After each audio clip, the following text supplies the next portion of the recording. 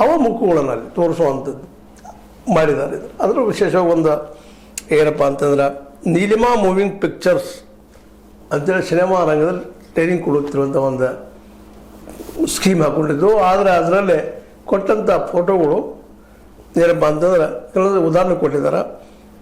57,241ನೇ ಬ್ಯಾಚಕ್ಕೆ ಒಂದೇ ಮುಖಗಳು, ಅದೇ ಕಾಲಕ್ಕೆ 67,518ನೇ ಬ್ಯಾಚ್ಗೂ ಸಹಿತ ಅವ ಸೇಮ್ ಫೋಟೋಗಳು. ಇಂಥ ನೂರಾರು ಆಗಿದ್ದಾವೆ, ಸಾವಿರಾರು ಆಗಿದ್ದಾವೆ ಅಂತ ಆರೋಪ ಮಾಡ್ತಾ ಇದ್ದಾರೆ ಶ್ರೀದೇವಿ ಅವರು. ಹೀಗಾಗಿ ಈ ನಮ್ಮ ಮೋದಿಯವ್ರ ಸರ್ಕಾರದಲ್ಲೇ ಕಳೆದ 11 ವರ್ಷಗಳಿಂದ, ಇದು 2015 ಆಗ್ಯದ, 14 ಗೌರ್ಮೆಂಟ್ ಬರ್ತದೆ ನಮ್ಮ ಮೋದಿಯವ್ರದ್ದು. ಅಲ್ಲಿ ನಿರಂತರ ನಡೀತಾನೆ ಇದೆ. ಒಂದು ಸಣ್ಣದು ಒಂದು ಎಕ್ಸಾಂಪಲ್ ಇದು ಟ್ರೈನಿಂಗ್ ಕೊಡೋದು. ಇನ್ನುಳಿದ ಸಹಿತ ಇವತ್ತು ನಮಗೆ ಹೊರಗೆ ಬರಬೇಕಾಗಿದೆ. ಏನೇನಾಗ್ಯಾವಪ್ಪ ಇಲ್ಲ ಸಿ ಎಜ್ ರಿಪೋರ್ಟ್ ಬೇಕಾಗಿದ್ದಾವೆ 2014ರಿಂದ ಇಲ್ಲಿವರೆಗೆ. ಸಿ ಎಜ್ ರಿಪೋರ್ಟ್ ಪ್ರತಿ ವರ್ಷ ಏನೇನಾಯಿತು ಅದನ್ನು ವೆರಿಫೈ ಮಾಡುವಂಥ ಇದು ಕೇಂದ್ರ ಮಹಾ ಲೆಕ್ಕಪಾಲರು ಕೊಡುತ್ತಿರುವಂಥದ್ದು ತರಬೇತಿ ಇದು ರಿಪೋರ್ಟ್.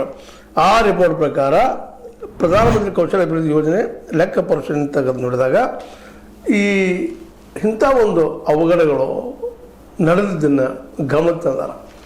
ಇದನ್ನು ಯಾಕೆ ನಾವು ಮತ್ತೆ ಇವತ್ತಿನ ಜೊತೆ ಚರ್ಚೆ ಮಾಡ್ತಾ ಇದ್ದೀನಿ ಅಂತಂದರೆ ಇಂಥವು ಭಾಳಷ್ಟು ಆಗಿದ್ದಾವೆ. ಈಗಾಗಲೇ ಹಿಂದಿನ ಎಪಿಸೋಡ್ದಲ್ಲಿ ಹೇಳಿದ್ದೀನಿ ನಿಮಗೆ ತಮ್ಮ ಮುಂದೆ ಚರ್ಚೆ ಮಾಡೋ ಮುಂದೆ ಏನಪ್ಪ ಅಂತಂದ್ರೆ ಈ ಸ್ವಚ್ಛ ಭಾರತ್ ಯೋಜನೆ ಆಗಿರ್ಬೋದು,